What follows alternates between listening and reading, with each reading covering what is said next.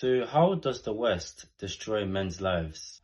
Well, I'm someone who helps men, black men like myself, leave the West to have better dating experiences and a better lifestyle. So today we're going to talk about how this man's life has been destroyed by America, and we're going to compare it with what you might experience in Kenya and why it might be a better option for you. So let's get to it. Saying that all of it is attributable to life in diaspora. Maybe some of it is a matter of growing older or just life happening. But I know there's certain things that have changed in me in ways that I don't like, that I need you to hear.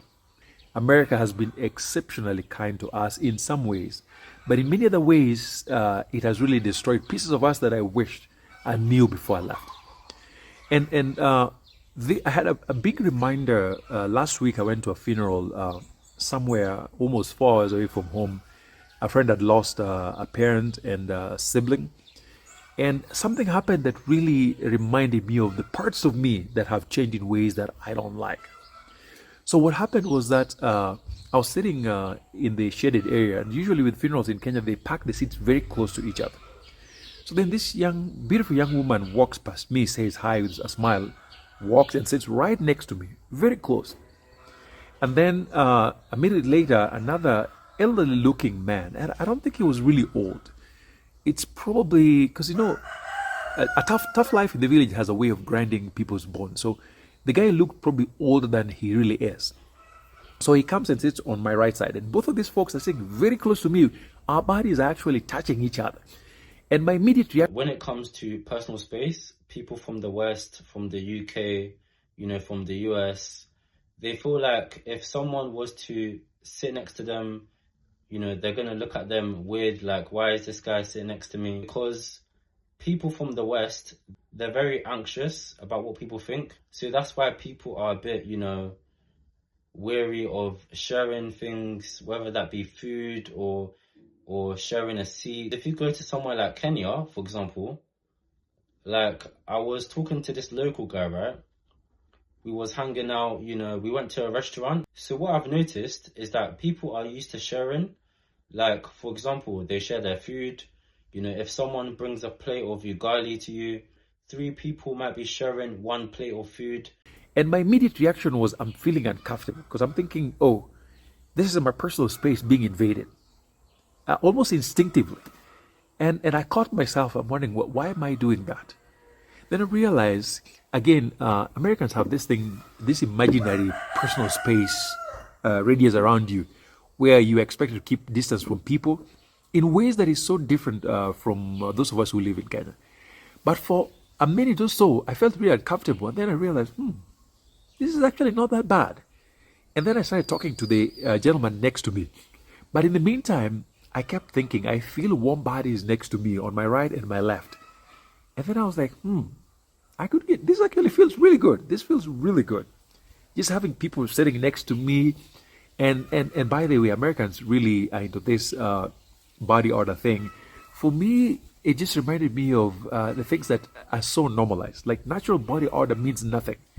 People spelling organic, and I felt good. I was like, I could get used to it. Feeling one body sitting next to me, random strangers just smiling and chit-chatting. So I ended up talking to this young man, this elderly-looking guy for nearly an hour. And he had a full set of rangapolo, which is in Greek basically means he had no teeth both up and down. So we got into it, we talked quite a bit. And then at some point, there was a lady sitting behind me with a baby who could have been like 3 years old or so. And whatever their baby is, I'm going to engage. So I started engaging with this kid. Next time the kid is reaching out to come to me. And the woman just lets go, gives me the... And of course, at that point, I'm thinking, oh. Okay, guys, let me ask you a question. How many of you guys are going to let your child roam around the streets in the UK, in the US? People are getting stabbed. People are getting, shot at on a daily basis. So it's not safe. Whereas in Nairobi, yeah, you can pretty much, let your child walk around the street all day. There's been some times when I was in Kenya, right? And I would be seeing children that are like 5, 7 years old walking to school by themselves. This lady does not know me, and she's just letting me touch her baby, letting me hold her baby. So I took the baby. The baby was standing on my lap, and she didn't even ask for my name. And again, in my American mind, I'm thinking there's something wrong here. This woman is being careless. And then again, I caught myself realizing, hey, you know, this is home. People do things differently. So the baby is standing on my lap, and I'm playing with it and all that. And the baby didn't even have a diaper. At that point, again, instinctively, I'm thinking, okay, this is probably bad news. Then I decided, what could go wrong? We in the village, if the baby dunks, I mean, what could go wrong? Anyway, so then after a minute or so, she walks away from me, goes to grab some water, and she walks like maybe 15 feet. And out there, she meets people she knows, and she's chit-chatting for another good 10, 15 minutes. She's not even looking at me. Complete stranger with her baby. We're just playing around, and then there's people. It was so perfectly normal. And for me, I'm thinking, wow, this is what home used to be. This is the Kenya that I left, where strangers just sit right next to you, feel very comfortable talking, and then just random woman leaving me with her kid, and she didn't even seem like she was concerned.